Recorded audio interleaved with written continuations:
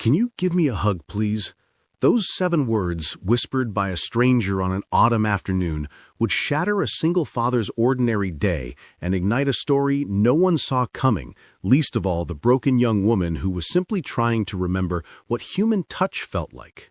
This is a story about a desperate plea, a man who chose compassion over caution. Stephen Scott was nursing his black coffee on his favorite bench outside the Corner Bean Cafe in Portland, Oregon, watching autumn leaves spiral down onto the cobblestone sidewalk. It was one of those rare October afternoons where the sun broke through Portland's usual gray, painting everything gold. His daughter, Zephra, was inside having her weekly auntie day with his sister, which meant he had exactly 30 minutes of blessed solitude. He'd learned to treasure these moments, the quiet, the ability to finish a thought without being interrupted by questions about dinosaurs or whether clouds had feelings. He was watching a young couple laugh over their lattes through the cafe window, lost in thought, when he sensed someone standing beside him, close. Too close for a stranger. Stephen turned. A young woman stood there, and the first thing he noticed was how thin she was, fragile, like she might blow away with the next gust of wind, her blonde hair pulled back in a messy bun. But it was her eyes that stopped him. Hazel eyes, impossibly sad, fixed on him with a desperation that made his chest tighten. "Excuse me," she said, her voice barely above a whisper, shaking slightly. "I'm sorry to bother you, but can you give me a hug, please?" Stephen blinked. In his 34 years on Earth, he'd been asked for a lot of things. Money, directions, the time. Someone had once asked him if he could help catch their runaway ferret. But this was entirely new territory. The woman must have seen the confusion flash across his face because tears immediately welled up in her eyes. "I'm sorry. I know that's weird. I shouldn't have..." She started to turn away, her shoulders hunching inward like she was trying to disappear into herself. "Wait," Stephen said, standing up quickly. His coffee sloshed slightly in his hand. There was something about her, about the raw vulnerability in her expression, that reminded him of the children he worked with at the pediatric therapy center, that look of someone who'd been hurt so badly they'd forgotten what kindness felt like, someone who'd learned to expect rejection. "It's okay," he continued, setting his coffee down on the bench. "Are you all right?" The simple question broke something in her. Her face crumpled, and she shook her head. "No, I'm really not. I haven't had a hug in so long, and I saw you sitting here, and you look kind, and I just thought maybe..." She trailed off, mortified by her own request. Her hands were trembling. She looked like she wanted the earth to swallow her whole. Stephen's heart cracked open. He didn't think. He just opened his arms. "Come here," he said softly. The woman hesitated for only a second before stepping into his embrace. The moment his arms closed around her, she collapsed against his chest, her thin frame shaking with quiet sobs. He could feel how bony her shoulders were, how she trembled like a leaf barely clinging to its branch in a windstorm. She held on to him like he was a life raft in the middle of a vast, dark ocean. Stephen held her gently, carefully, the way he'd held his daughter after her worst nightmares, the ones where she dreamed about losing him too. He didn't say anything. Sometimes words were useless. Sometimes all another human being needed was to be held, to be reminded that they existed, that they mattered. After what felt like both a moment and an eternity, the woman pulled back, wiping frantically at her eyes. "I'm so sorry," she said, her voice thick with embarrassment. "That was completely inappropriate. I promise I'm not crazy. I'm just going through something really difficult right now." She looked down at her feet, unable to meet his eyes. "I'm Eclipse Porter, and I swear I don't normally accost strangers and demand physical affection." Despite the heaviness of the moment, Stephen smiled. "Stephen Scott," he replied, "and for what it's worth, you don't seem crazy. You seem like someone who needed a hug." He gestured to the bench. "Would you like to sit down? Maybe tell me what's going on? You don't have to, but I've got about 25 minutes before my daughter comes out, and I'm a pretty good listener." Eclipse looked at him, really looked at him, like she was trying to figure out if he was real or some kind of hallucination. "You don't have to do that," she said quietly. "You've already been kinder than you needed to be." I know I don't have to, but I'd like to. Come on, sit. They sat together on the bench, and for a moment, neither of them spoke. Eclipse seemed to be gathering herself, deciding whether to trust this stranger who just held her while she cried. Finally, she took a shaky breath. "Today marks exactly 2 years since my entire life fell apart," she said, staring at her hands folded in her lap. 2 years ago today, I was driving home from my nursing shift at a hospital in Seattle. I just worked a double, 16 hours, and I was exhausted but happy because I'd helped a patient who'd been struggling finally make a breakthrough in their recovery. She paused, her jaw tightening. I was stopped at a red light at the intersection of Pine and Fifth, just sitting there, waiting for the light to change, probably half asleep if I'm being honest.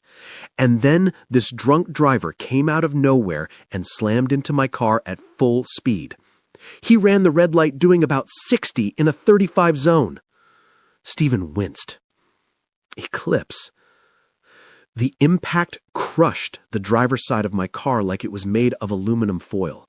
I remember the sound, this awful screaming of metal and glass shattering, and then pain. So much pain, I couldn't even scream. I remember thinking, this is it. This is how I die. At a traffic light in Seattle on a Tuesday. She looked up at the sky, blinking back fresh tears. But I didn't die. Sometimes I wonder if that would have been easier. They had to cut me out of the car. The paramedics told me later that I'd sustained severe spinal injuries and a shattered pelvis. My L4 and L5 vertebrae were fractured and my pelvis broke in 3 places. Stephen struggled to find words. I can't even imagine. I spent 8 months in hospitals and rehabilitation centers. 3 surgeries on my spine, 2 on my pelvis. Learning to walk again was... She laughed bitterly. They don't tell you in the movies how humiliating it is, how much it destroys your sense of self when you can't do basic things anymore, when you have to relearn how to walk like a toddler, holding on to parallel bars while therapists cheer you on for taking 3 steps. I'm a pediatric physical therapist, Stephen said quietly. I've worked with kids going through similar trauma. It takes incredible strength. She shook her head. It doesn't feel like strength. It feels like survival. And barely that. The medical bills buried me. I had insurance, but not enough. Not nearly enough. Every surgery, every night in the hospital, every therapy session. It all added up. I'm drowning in debt. $73,000 and counting. Stephen let out a low whistle. That's catastrophic? Eclipse supplied. Yeah. But here's the thing. I could have handled the physical pain. I could have handled the debt. What I couldn't handle was the loneliness. She finally looked at him, and the anguish in her eyes nearly undid him. My parents disowned me 6 years ago. I'd married someone they didn't approve of, Marcus. He was from a different background, different religion, different socioeconomic class. They said if I married him, I was choosing to cut them out of my life. I thought they were bluffing. They weren't. When the accident happened, I tried to reach out. I was scared and alone and broken, and I just wanted my mom. Her voice cracked. I called from the hospital. My dad answered. I told him what happened, and you know what he said? He said, "You made your choices. Now you have to live with the consequences." And he hung up. Stephen felt anger rise in his chest. I'm so sorry. It gets better, Eclipse said with a hollow laugh. Marcus, my husband, left me 3 months after the accident. Said he couldn't handle seeing me like this, which is code for, I didn't sign up to be married to someone with chronic pain and disability. He filed for divorce while I was still using a walker. The ink on the papers was barely dry before he was dating someone else. She took another shaky breath. I lost my job because I couldn't go back to nursing.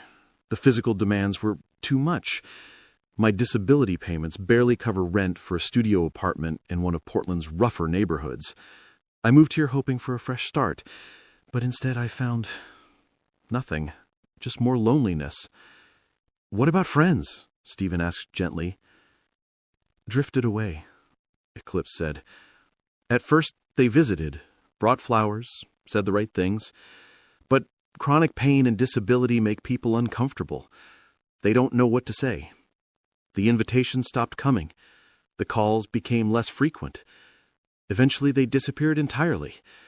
And I don't blame them. I became a black hole of need and sadness. Who wants to be around that? She turned to face him fully. Do you know what the worst part is? Not the pain, though that's there every single day. Not the debt or the loss of my career or even my family's rejection.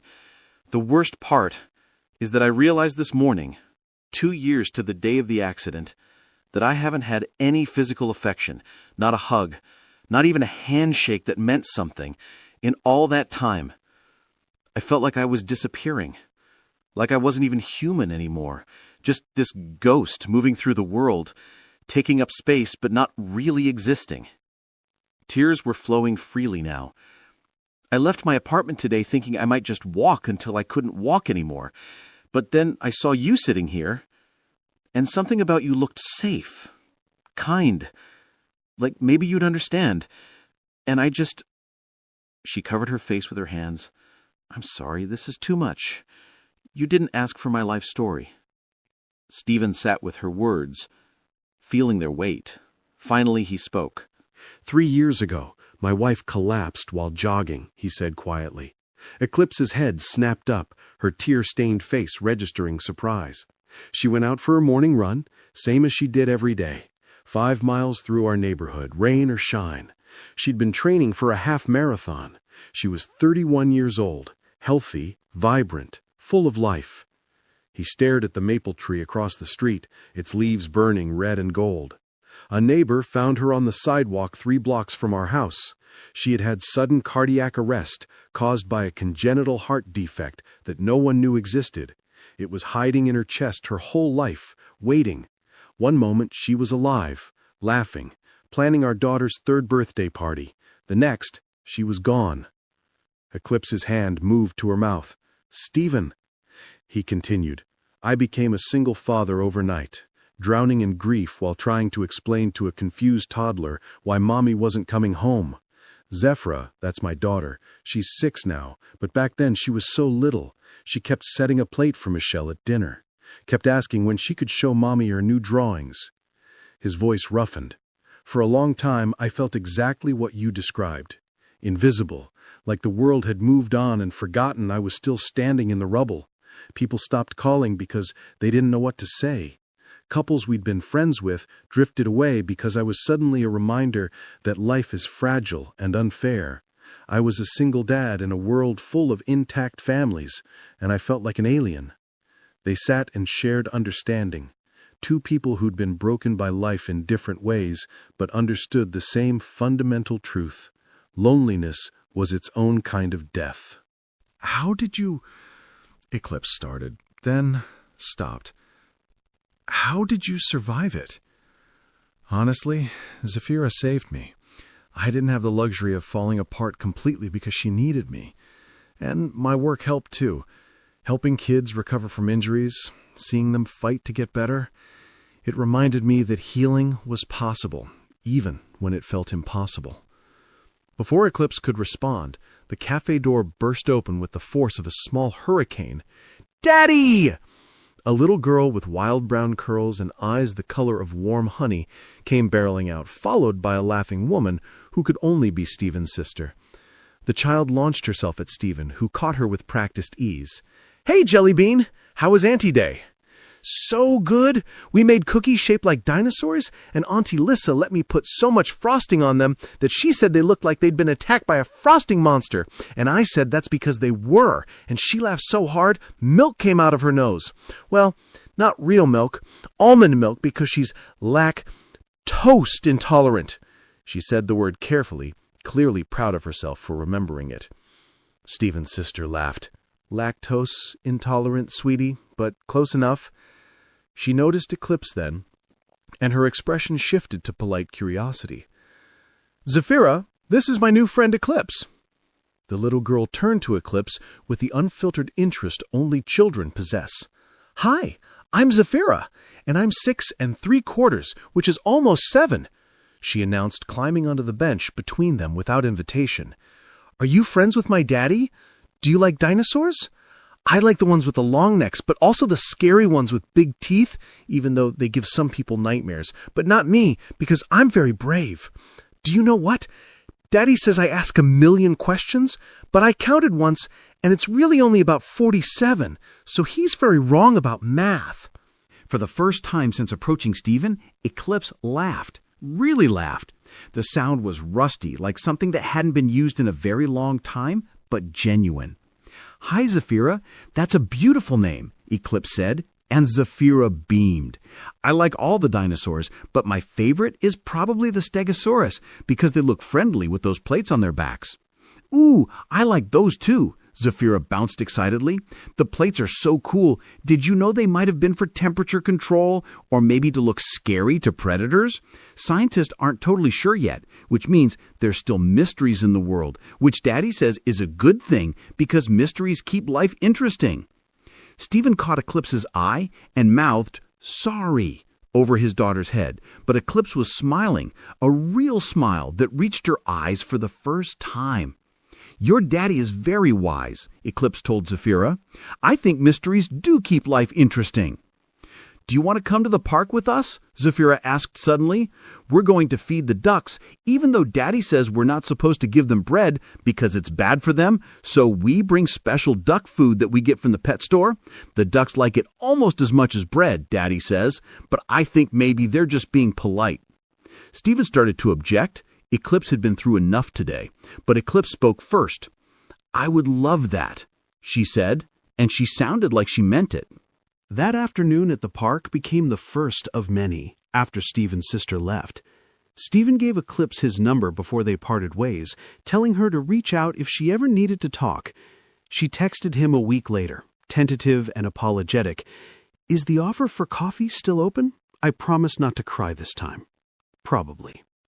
Coffee turned into a weekly tradition. Then twice a week, then 3 times a week, with Zafira often joining them, chattering away about school and dinosaurs and her elaborate theories about whether squirrels could understand English if you spoke slowly enough.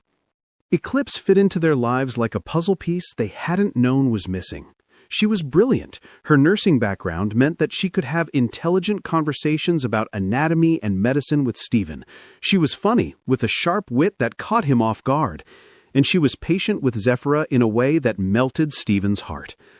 One crisp November afternoon, they were at the park again. Zafira was hanging upside down from the monkey bars, her pigtails dangling comically toward the ground. "Miss Eclipse, do you know what the best thing about space is?" Zafira called out. "What's that, Sweet Pea?" asked Eclipse, smiling from the bench where she and Stephen sat watching. "That it goes on forever and ever and never stops, just like Daddy says his love for me does. But also there's aliens probably. I think aliens would be nice. I would invite them over for dinner, and Daddy would have to make extra spaghetti." "I think that's a wonderful plan," Eclipse said, laughing. "Very hospitable of you." Stephen watched Eclipse watch his daughter, and something warm bloomed in his chest. Over the past 3 months, Eclipse had become more than a friend. She helped him see parenting from a woman's perspective, something he'd been missing desperately. She reminded him when Zafira might need new clothes or when to schedule dental checkups.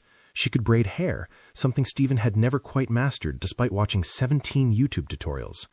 In return, he helped Eclipse with things her chronic pain made difficult. He carried her groceries up 3 flights of stairs to her apartment. He drove her to medical appointments when the rain made her old injuries ache worse. He reached high shelves and opened stubborn jars and changed light bulbs she couldn't safely reach. But more than the practical help, they filled the lonely spaces in each other's lives. They stayed up late texting about everything and nothing. They developed inside jokes. They became each other's emergency contacts, their safe people. "You're good with her," Stephen said quietly, watching Eclipse demonstrate to Zafira how to properly hang from the monkey bars without cutting off circulation. Eclipse glanced at him, surprised. "She's an easy kid to be good with." "She's amazing, Stephen. You're doing an incredible job." "I'm terrified every single day that I'm screwing her up. that I'm not enough, that she needs a mother and I'm failing her by not being able to provide that.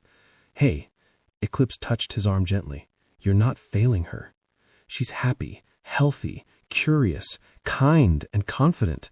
Those things don't happen by accident. They happen because she has a father who loves her desperately and shows up for her every single day. Stephen looked down at Eclipse's hand on his arm, at the easy way they'd grown comfortable with casual touch. His heart did something complicated in his chest. "Thank you," he said softly, "for being here, for being part of our lives. I don't think you realize how much you've changed things for us." Eclipse withdrew her hand, looking flustered. "I should be thanking you.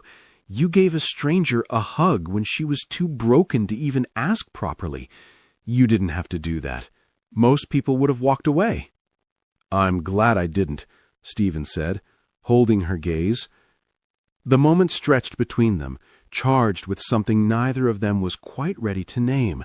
Then Zephyra called out, breaking the spell. "Daddy! Miss Eclipse! Come push me on the swings! I want to go so high I can see into tomorrow!" They spent the rest of the afternoon at the park, and Stephen tried not to think too hard about how right it all felt, how natural, how much he looked forward to these moments, how Eclipse's laugh had become one of his favorite sounds, how, somewhere along the way, he'd started to fall in love with her. Later that evening, after dropping Eclipse off at her apartment, Zephyra was unusually quiet in the back seat. Stephen glanced at her in the rearview mirror. "Penny for your thoughts, Jellybean?" "Do you think Miss Eclipse is lonely?" Zephyra asked, her voice small. Stephen's hands tightened on the steering wheel. "Why do you ask that?" "Because sometimes when she smiles, her eyes look sad. Like she's happy, but also remembering something that makes her not happy. Like when you look at pictures of Mommy. You smile, but your eyes get watery." Stephen pulled into their driveway and turned to face his daughter. Sometimes her observations were so astute they took his breath away.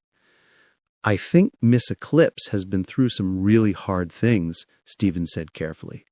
"And sometimes when people go through hard things, it takes a while for all of them to feel completely happy again. But I think being with us helps her feel a little less lonely." "Good," Zephyra said firmly, unbuckling her seatbelt, "because she's part of our family now, even if she doesn't know it yet. I decided." Stephen's throat tightened. "You decided, huh?" "Yep, and my decisions are very final. That's what Aunt Lisa says, that once I make up my mind about something, good luck changing it." She paused at the car door. "Daddy, do you think Miss Eclipse would like us to be her family, like for real?" "I think," Stephen said slowly, "that Miss Eclipse would be very lucky to have us, and we'd be very lucky to have her. Then we should tell her, as if it were the simplest thing in the world, before someone else tells her first and we miss our chance. That's what happened in the movie we watched, where the prince waited too long and the princess thought he didn't like her and almost married the wrong person. It was very stressful." Stephen laughed, but his heart was pounding. Out of the mouths of babes. 5 months after that first meeting outside the cafe, everything changed. Stephen was making dinner. Zephyra's requested spaghetti with the really good sauce, not the jar kind, when his doorbell rang. Unexpected visitors were rare. His stomach dropped when he opened the door to find his late wife's parents standing there. Paul and Celestine Brennan looked older than the last time he'd seen them, which had been at Michelle's funeral 3 years ago. They never visited in the year following her death, but their grief had been too overwhelming. They couldn't look at Zephyra without breaking down, so eventually their visits had stopped. They'd sent birthday cards and occasional checks, but maintained their distance. Now they stood on his porch, their expressions grim. "Paul? Celestine?" Stephen stepped aside. "Please, come in. This is unexpected." They entered stiffly, their eyes immediately scanning his home like investigators at a crime scene.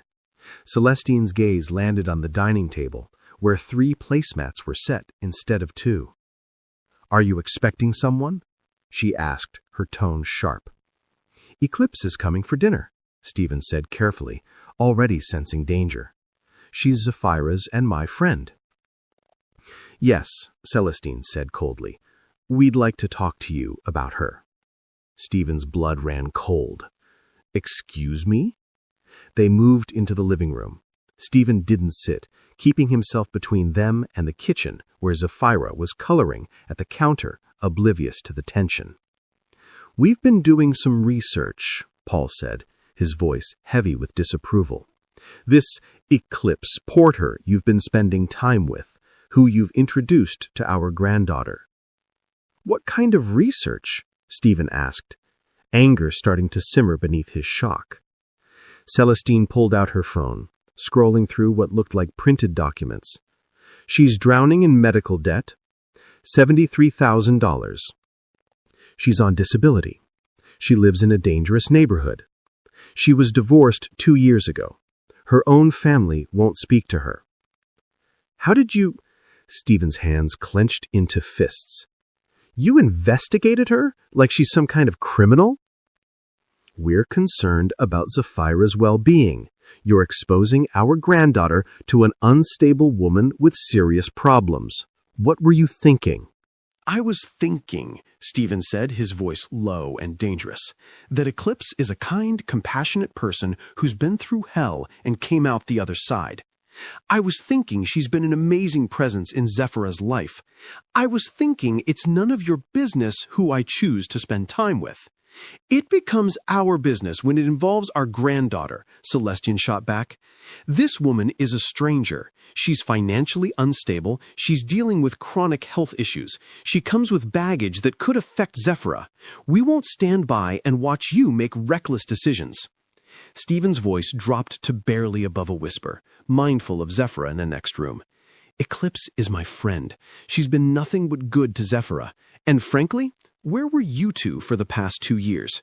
You couldn't handle seeing your granddaughter because she reminded you too much of Michelle, so you disappeared. You don't get to show up now and question my parenting." Paul's face reddened. "We're considering filing for grandparent visitation rights, perhaps even pursuing custody if we feel Zephyra's environment is unsuitable." The words hung in the air like a bomb. "You're threatening to take my daughter?" Stephen could barely breathe. "We're concerned about your judgment," Celestine said, though her voice wavered slightly. "We've lost our daughter. We won't lose our granddaughter to poor decisions." "You need to leave," Stephen said flatly. "Now." They left, but their threat lingered like smoke. Stephen stood in his living room shaking with rage and fear. He knew they probably couldn't actually win custody. He was a good father, provided a stable home, had a solid job, but they could make his life hell with legal battles. They could drag him through court, cost him money he didn't have for lawyers, create stress that would affect Zephyra. When Eclipse arrived 30 minutes later, bright-eyed and carrying a homemade dessert, Stephen's heart broke all over again. "Hey, I made brownies." Well, I say made loosely. I used a box mix, but I added extra chocolate chips, so I'm calling it gourmet. She noticed his expression immediately. "What's wrong?" He told her everything, watched her face pale with each word. When she finished, she set the brownies down carefully, like her hands weren't quite steady. "Maybe they're right," she whispered. "Eclipse!" "No, Stephen, listen to me." Her eyes were filling with tears. "They're right. I do come with baggage. So much baggage. Debt, health problems, a dysfunctional family, a failed marriage. I'm a mess. And you and Zephyra deserve better than someone who's broken." "Don't say that." "I should give you some space," Eclipse continued, backing toward the door. "Let things calm down with her grandparents. I don't want to be the reason you lose Zephyra. I could never forgive myself." "Eclipse, please." "I'm sorry, Stephen. I'm so sorry." She left, and Stephen didn't stop her, partially because he was stunned, partially because some small, terrified part of him wondered if she was right. 3 weeks passed. 3 weeks of Eclipse not answering his texts beyond brief, polite responses. 3 weeks of Zephyra asking constantly where Ms. Eclipse was. 3 weeks of Stephen dealing with his in-laws, setting firm boundaries, threatening legal action of his own if they continued harassing him. Paul and Celestine eventually backed off, their lawyer having apparently informed them they had no real case. But Eclipse didn't know that, and Stephen was too proud, too hurt, too confused to tell her. The house felt wrong without Eclipse's presence. Stephen found himself looking at his phone constantly, typing messages and deleting them. Zafira grew quieter, more withdrawn. She stopped talking about aliens and dinosaurs as much. She stopped asking a million questions. "She's part of our family, Daddy," Zafira said one night at bedtime, her voice thick with tears. "We're not supposed to lose family. We already lost Mommy. I don't want to lose Ms. Eclipse, too." Stephen held his daughter while she cried, feeling like the worst father in the world. He'd let fear drive away someone they both loved. He'd let his in-laws' cruelty poison something beautiful. Eclipse, meanwhile, was drowning in her tiny apartment. The loneliness that had been slowly healing had come roaring back with a vengeance. She'd allowed herself to believe, for a few precious months, that she could have a family again, that she could be loved despite her brokenness. She should have known better. Every night she looked at photos on her phone, Stephen and Zafira at the park, Zafira's drawings that she'd taken pictures of, selfies the three of them had taken. She traced their faces on the screen and let herself cry. She'd asked a stranger for a hug 5 months ago because she'd felt invisible. Now she felt worse than invisible. She felt like she'd glimpsed heaven and then been cast back into darkness, like she'd remembered what warmth felt like only to freeze all over again. Zafira, however, had had enough. "Daddy, I need markers and paper," she announced one Saturday morning, her small face set with determination. "What for, Jellybean?" "A very important project that is none of your business until it's done," she said seriously. "But it's about Miss Eclipse, so you have to help me when I'm ready." 2 hours later, she presented him with a drawing. 3 stick figures holding hands under a bright yellow sun. One had wild curly hair, clearly her. One had short hair and was very tall, Stephen. And one had long hair and a big smile. Above them, in Zafira's careful 6-year-old handwriting, it said, "Our family." "We're taking this to Miss Eclipse right now, because she needs to know she's still our family, even if she's being silly and staying away." Stephen's throat tightened. "Baby, it's more complicated than—" "No, it's not," Zafira interrupted, a rare show of firmness. "She's sad, we're sad, everybody's sad, so we fix it. That's what families do." How could he argue with that logic? 20 minutes later, they stood outside Eclipse's apartment building. Stephen had only been here once before, when he'd helped remove a bookshelf she'd bought secondhand. The building was old, paint peeling, in a neighborhood that made him lock his car doors twice.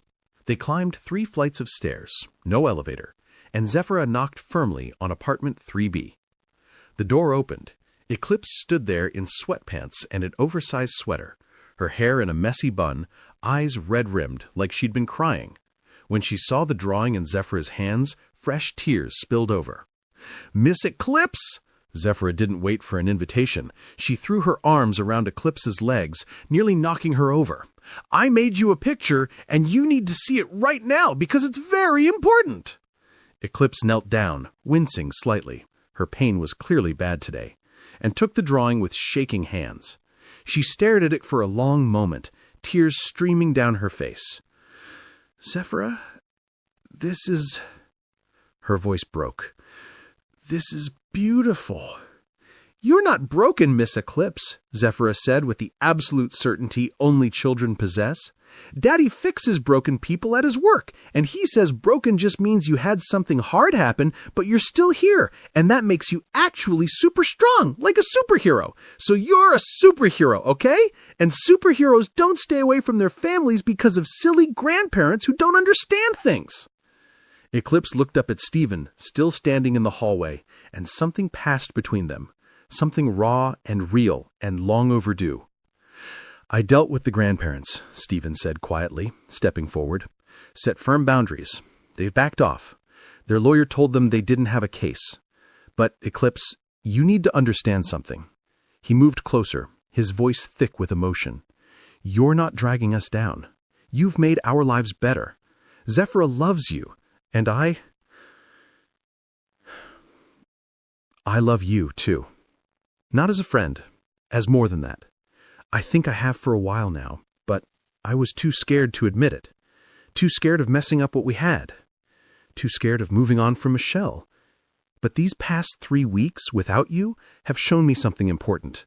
Life is too short to waste time being scared. Eclipse's eyes widened. Stephen, you don't have to say anything, he continued, his heart hammering. I know it might seem fast, but 7 months of friendship has shown me exactly who you are. You're strong, Eclipse, stronger than you give yourself credit for. You're kind and funny and resilient, and you make me want to be better. You make me laugh again. You make me feel like life has color again, instead of just being shades of gray. I love you too, Eclipse whispered, tears flowing freely. I've loved you for months. I was just so scared that I'd ruin everything. Scared that I wasn't good enough, that I'd be too much trouble, that eventually you'd realize what everyone else did, that I'm damaged goods. You're not damaged, Stephen said firmly, taking her hands. You're human. You've been through trauma. That doesn't make you less than. It makes you remarkable for surviving it. Miss Eclipse, are you going to kiss my daddy now? Zafira piped up, looking between them with intense curiosity. Because in movies, this is when people kiss, and it's kind of gross, but also kind of nice, and I think you should probably do it because you both look like you want to. They both laughed through their tears. Messy, emotional, relieved laughter. Stephen reached up and gently wiped the tears from Eclipse's cheeks. Maybe not yet, he said to Zephyra, though his eyes never left Eclipse's face. But soon. Okay, good, because I need time to prepare myself, Zephyra announced dramatically, flopping down on Eclipse's worn couch like she owned the place. It might be very shocking to my system, and I need to build up my tolerance. Eclipse laughed, that real, genuine laugh that Stephen had fallen in love with. Thank you, she whispered to him, for not giving up on me, for seeing past all the broken pieces. There's nothing to see past, Stephen said. The broken pieces are part of you, and I love all of you, every single part. They stood there in the doorway of Eclipse's tiny apartment, with Zephyra chattering in the background about how she was an expert at love because she'd watched at least 10 princess movies.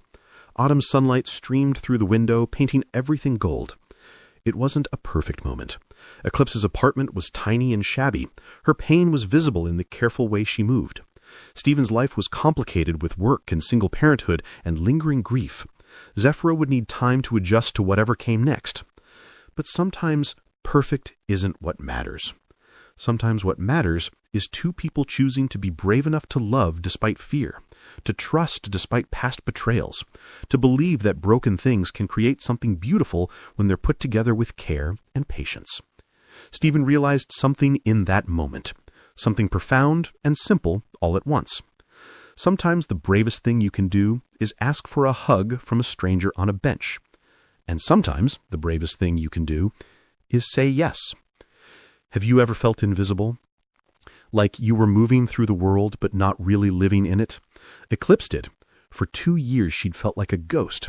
And then one ordinary October afternoon, she found the courage to ask a stranger for something simple.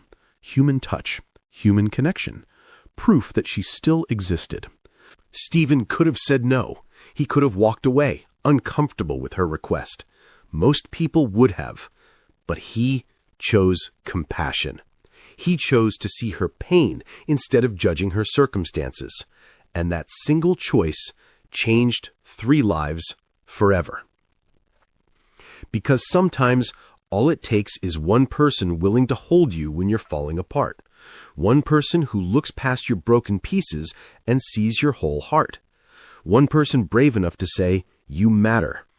If this story touched your heart, don't leave silently. Subscribe to Souls Connecting Tales and stay with us for more moments that remind us what it means to be human. Leave a comment and share your thoughts. Your words might comfort someone who needs them more than you know. And if you felt even a spark of hope today, give this video a like, because sometimes a small act of support can change everything.